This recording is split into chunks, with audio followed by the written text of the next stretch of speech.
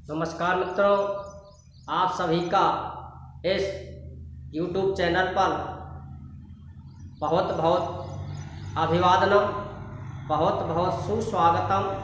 आज हम आपके लिए रूपक अलंकार का प्रयोग कराते हैं। रूपक अलंकार भी अर्था अलंकार, इसमें उपमेय और उपमान, उपमेय और उपमान दोनों में अभेद का आरोप किया जाता है। उपमेय के ऊपर उपमान का आरोप किया जाता है। जब काव्य में दोनों पदार्थों में उपमेय और उपमान, इन दोनों में जब अभेद का आरोप किया जाता है तो वहाँ रूपक अलंकार होता है। एक साधारण सी पहचान है कि यदि किसी वस्तु की उसके गुणों का वर्णन किया जाता है, बार बार उसके गुणों का वर्णन यदि किया जाता है तो वहाँ रूपक अलंकार होता है। अनुप्रास, यमक, सलेश, उपमा और उत्प्रेक्षा, इन अलंकारों की पहचान हमने आपके लिए बड़े ही सरल नियमों में दी है। इसमें आपको ये ध्यान रखना है कि जब उपमेय और उपमान दोनों में अभेद का आरोप किया जाता है, इसीलिए इस अलंकार को हम अभेद प्रधान अलंकार कहते हैं। भेद होता है, लेकिन उनमें ऐसा प्रतीत कराया जाता है कि इनमें कोई भी भेद नहीं है, अर्थात ये अभेद मूलक अलंकार है। इसी के नाम से यह अलंकार जाना जाता है, या इस अलंकार में ये प्रसिद्धि का एक कारण। देखिए, इसका जो लक्षण दिया है वो लक्षण दिया है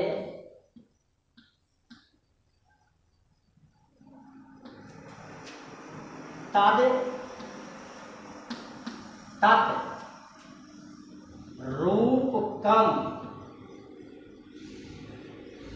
तत् प्लस रूपकम, संधि जसक कचट तप को गजड़ दब में बदल दिया। तत् रूपकम अभेदो,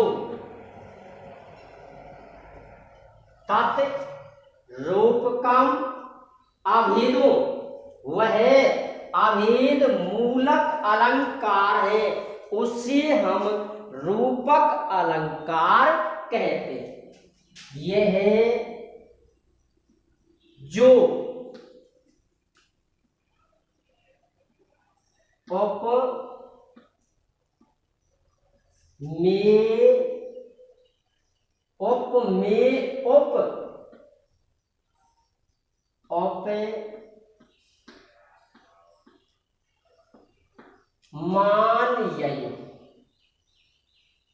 ये इसका लक्षण है।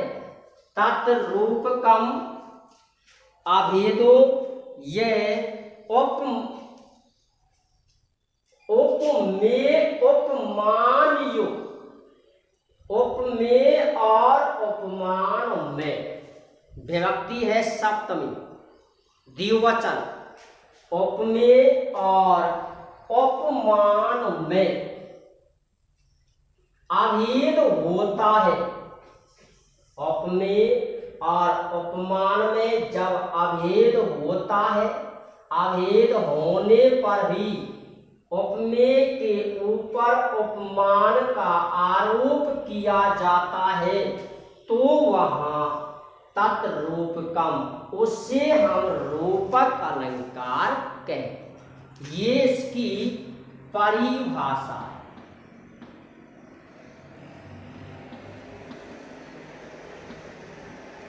जब काव्य में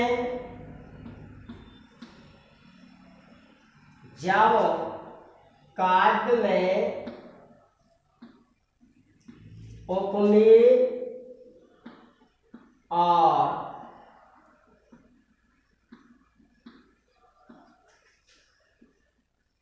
उपमान पर आरोप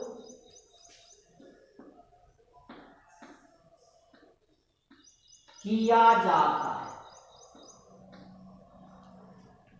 जब उपमेय पर उपमान का, इसका भाव ये है, जब उपमेय पर उपमान का आरोप किया जाता है तब वहां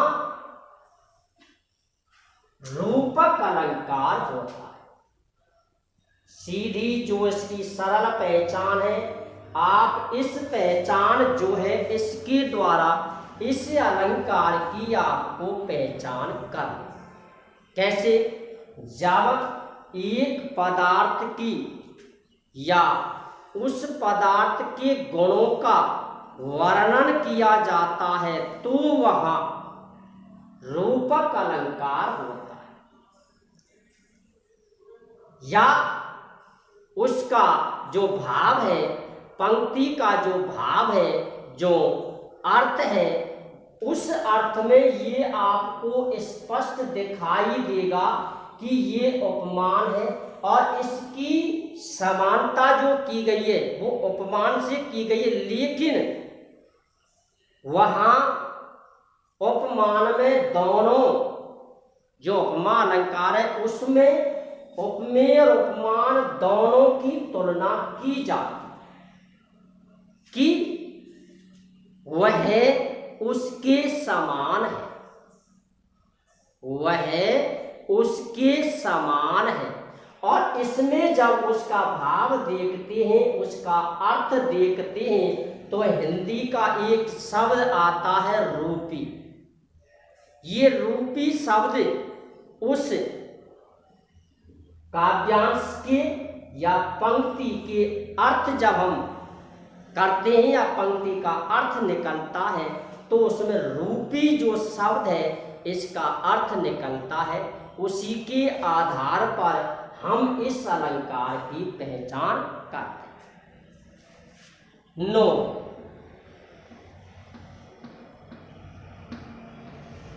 यह अभेद प्रधान अलंकार। रूपक जो अलंकार है ये अभेद प्रधान अलंकार है। दोनों अलंकारों की यदि अंतर पूछा जाता है कि उपमा अलंकार रूपक अलंकार में क्या अंतर है, तो पहला अंतर, उपमा अलंकार में उपमेय की उपमान के साथ तुलना की जाती है।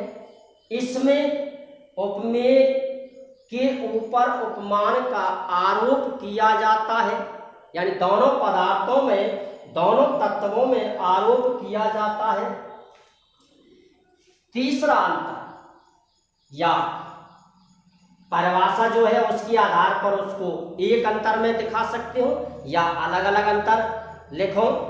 जो ये जो अंतर है, चाहे नंबर 2 हो चाहे नंबर 3 हो, कि उपमा अलंकार भेदा भेद अलंकार, भेद भी होता है लेकिन उसको अभेद बताया जाए, उसमें भेद होता है लेकिन अभेद दर्शाया जाता है। इसमें ये अभेद है यानी इसमें भेद प्रकट नहीं किया जाता है, इसलिए यहाँ ये रूपक अलंकार है। इस प्रकार से हम इस अलंकार की पहचान कर सकते हैं। जैसे एक श्लोक है, आपने पढ़ा है, सुना है, और वो श्लोक है, वेद्या नाम नरस्य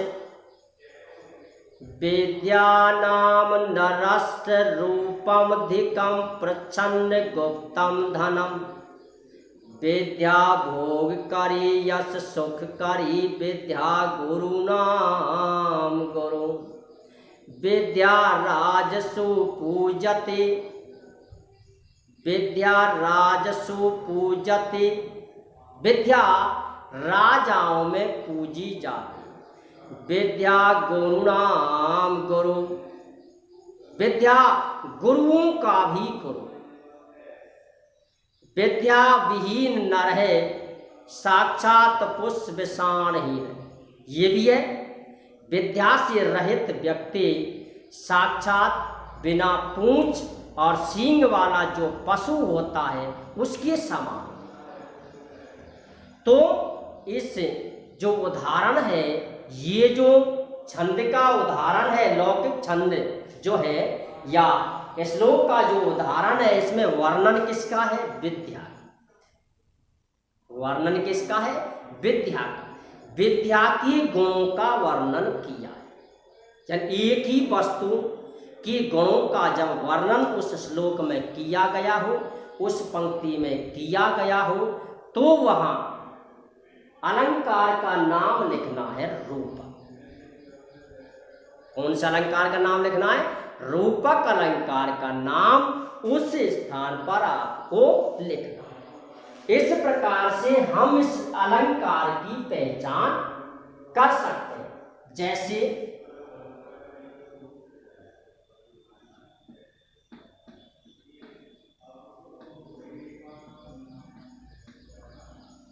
उदाहरण नंबर 1, उदाहरण विद्या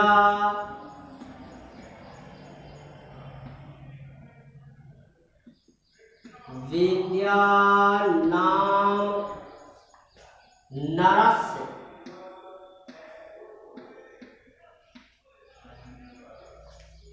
विद्या नाम नरस्य। विद्या का जो नाम है वह व्यक्ति का रूपम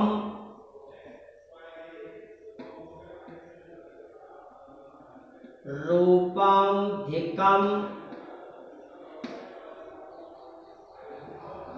विद्या नाम यानी विद्या व्यक्ति का सर्वश्रेष्ठ रूप है, उसका आभूषण है, उसका गहना है। विद्या नाम नरस्य रूपम धिकम। प्रच्छन्न यानी छिपा हुआ, प्रच्छन्न गुप्तम धनम। विद्या व्यक्ति का सबसे अधिक रूप है। विद्या ही मनुष्य की सुंदरता है, विद्या ही मनुष्य का आभूषण है। विद्या प्रच्छन्न गुप्तम धनम। विद्या mनुष्य का या जीव का छिपा हुआ धन होती है। विद्या भोग करी, विद्या भोग करी। विद्या भोग करने वाली है, भोग प्रदान करने वाली है। विद्या भोग करी, यश सुख करी, यश सुख करी। विद्या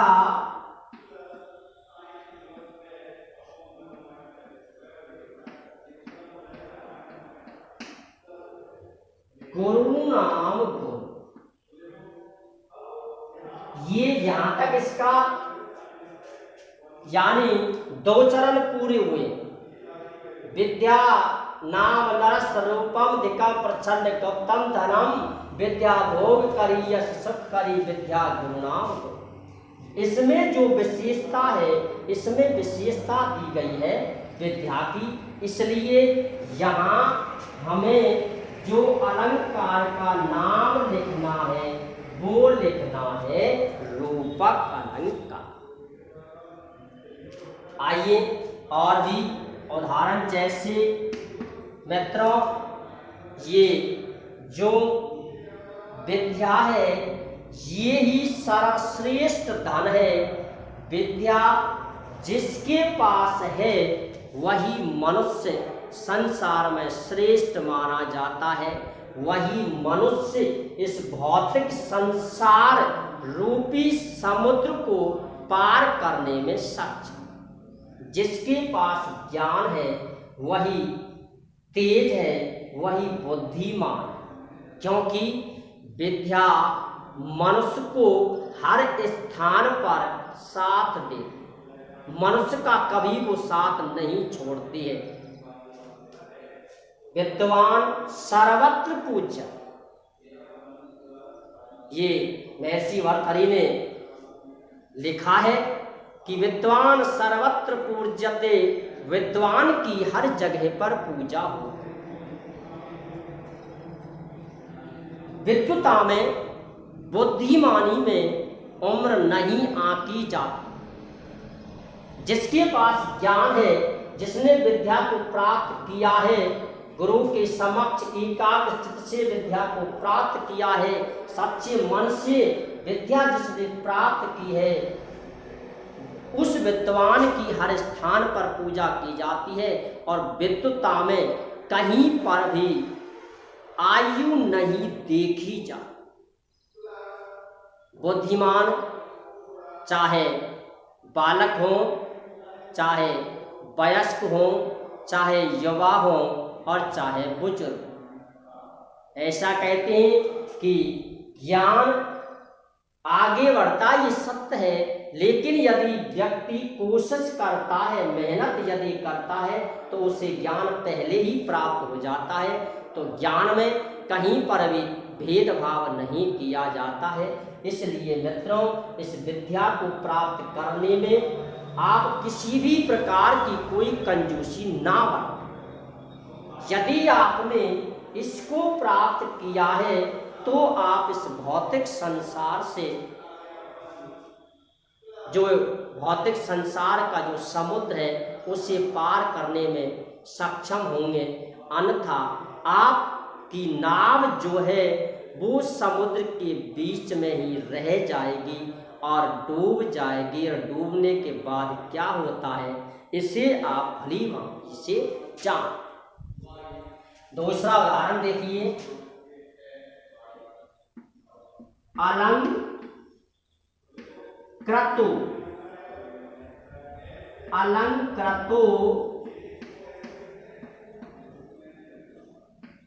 शरीरो अपि, अलंकृतो शरीरो अपि, बिना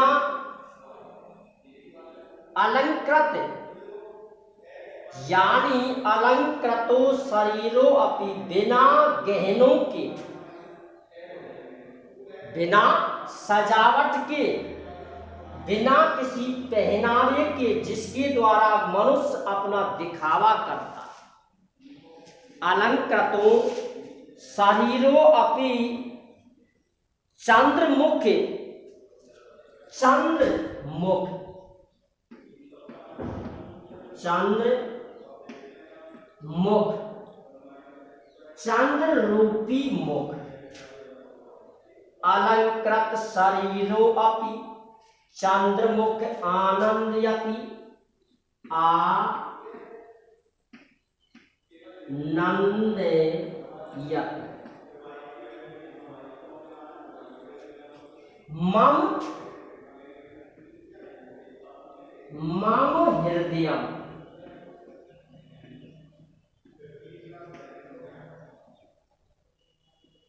ये है, ये जो उदाहरण है ये चारुदत्त का उदाहरण है। वसंत सेना ने जब चारुदत्त को देखा वसंत सेना नाम की जो गणका थी, उस गणका ने जब चारुदत्त को देखा तो उसके दिमाग में, उसके मस्तिष्क में ये विचार आया कि अलंकृतो शरीरो। विचार क्यों आया? क्योंकि चारुदत्त जो बालक था उसके मुखार बिंद पर इतना तेज था कि उसने, अर्थात वसंत सेना ने चारुदत्त को देखते ही चारुदत्त ने वसंत सेना को मोहित कर लिया, यानी अपनी ओर आकर्षित कर लिया। उसके अंदर इतना तेज था,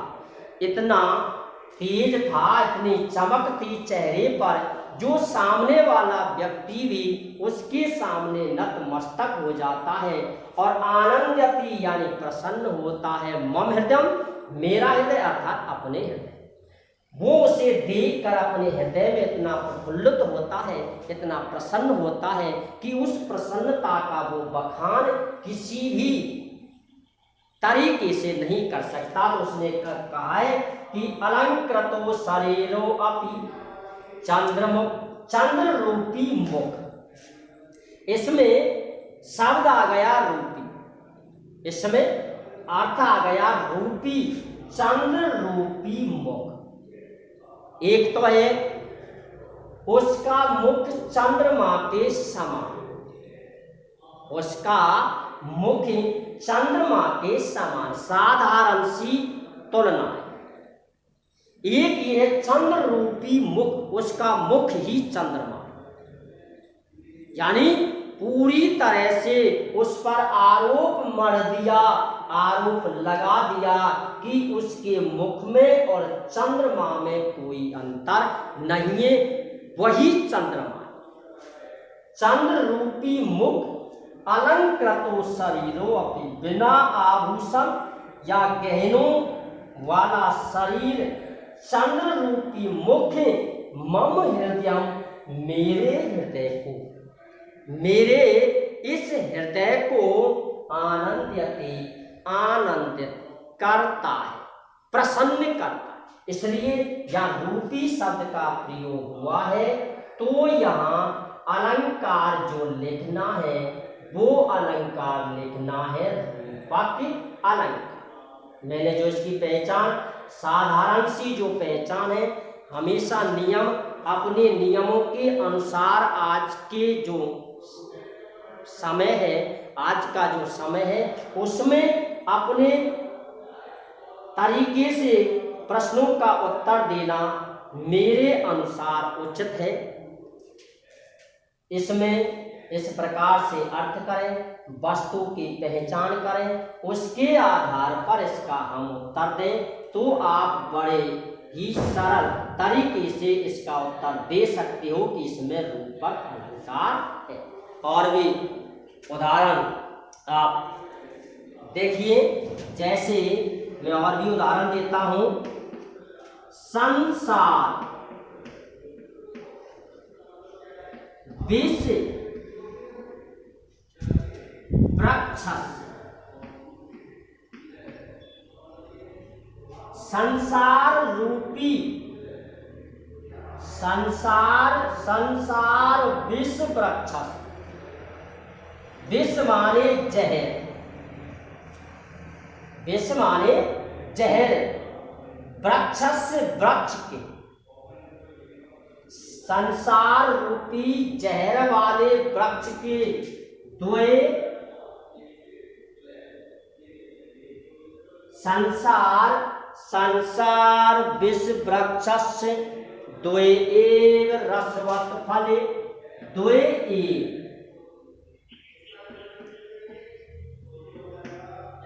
रसवत् फल।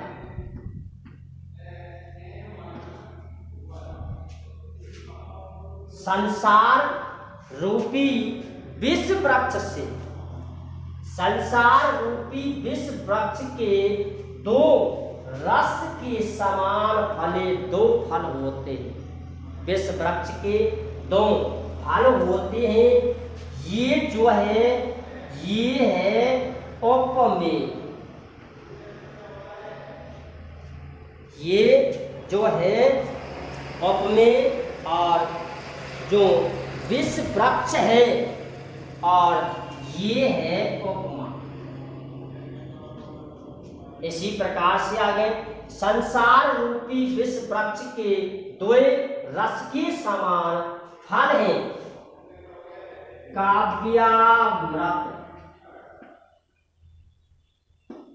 रसास्वाद,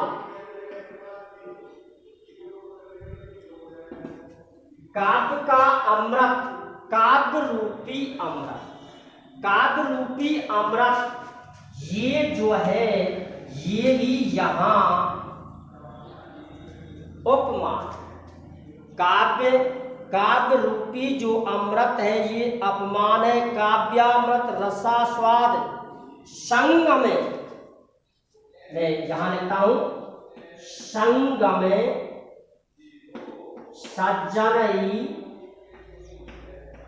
सज्जनों के साथ।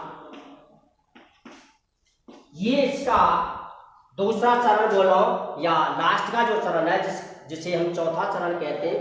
संसार रूपी विश्व वृक्ष के दो रस के समान फल होते हैं, काव्यामृत रसास्वाद संग में सज्जन से, सज्जनों के साथ मित्रता, सज्जनों के साथ मित्रता काव्य रूपी अमृत का पान कराती है, अर्थात अच्छी संगति हमें सिखलाती है।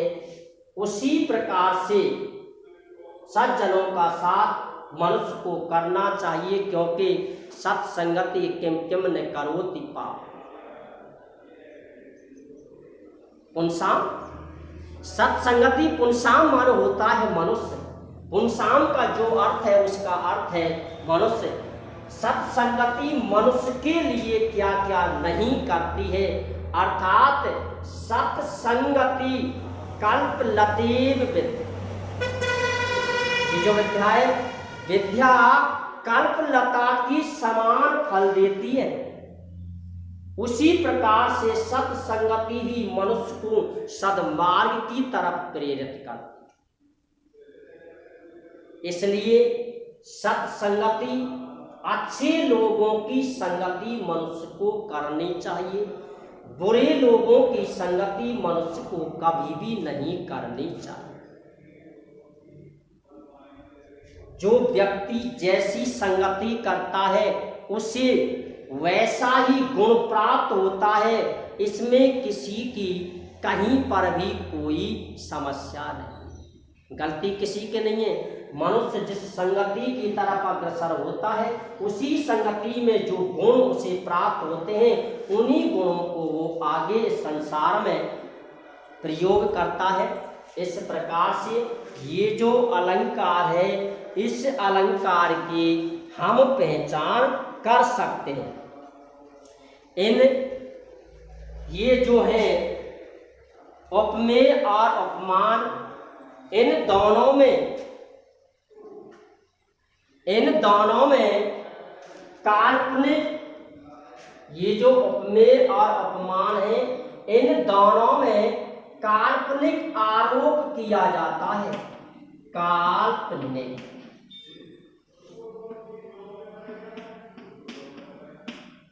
उपमेय और उपमान, किसमें? उपमेय और उपमान। इस अलंकार में उपमेय और उपमान दोनों में काल्पनिक आरोप किया जाता है, यानी कल्पना के अनुसार कल्पना की जाती है, ऐसा है नहीं। इसीलिए जहां कल्पना की गई हो ये वही है, ये ऐसा है, रूपी जैसा शब्द निकलता है। अर्थात जब उपमेय और उपमान दोनों में काल्पनिक विचारों का आदान प्रदान होता है, आरोप जब किया जाता है तो वहां रूपक अलंकार होता है। मित्रों, इस अलंकार की जो परिभाषा है उसके अनुसार उपमेय और उपमान पर आरोप किया जाता है। ये अभेद मूलक अलंकार है।